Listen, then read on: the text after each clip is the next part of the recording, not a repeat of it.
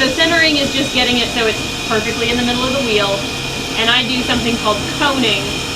I bring the clay up into a cone shape and then push it back down.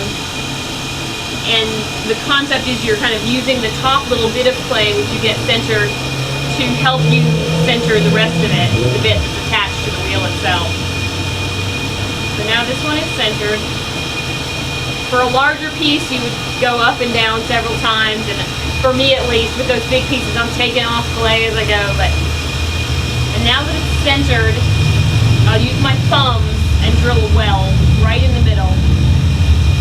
And it's important that you don't have your arms out and don't let the clay move you around. So you want to have your arms tucked into your body, and then you're just going to push gently down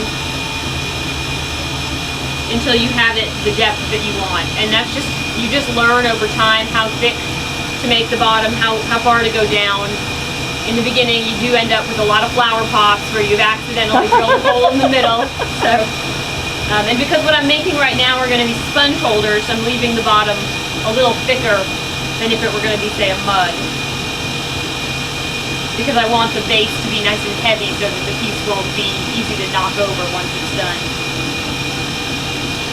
So I widened out that hole, and now I'm going to do a pole. And for something this small, I'll just need to do about 2 poles to get it done.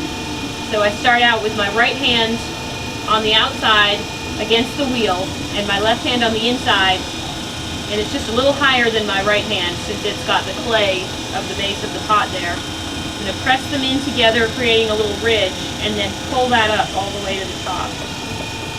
And as you go, you start slowing the wheel down. Oh, wow.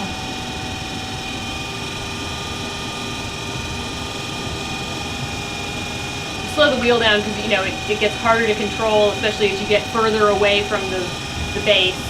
So, do just one more little pull.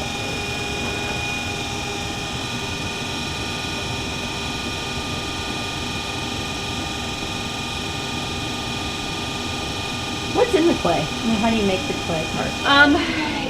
It's a mix of things. Like, it'll be different clays that come out of the earth. Like, there are, you know, different places in the world have different clays.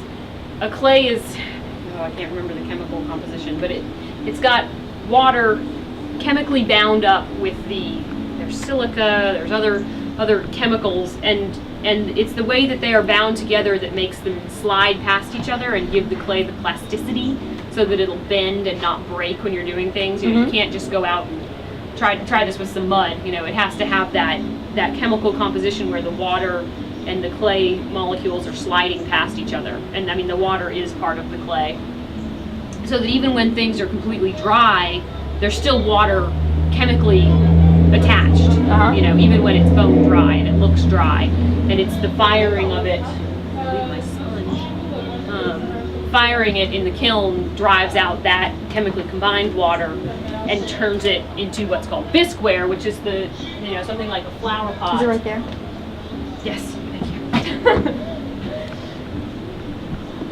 So I have to get the extra water that's in the bottom of the pot from throwing out.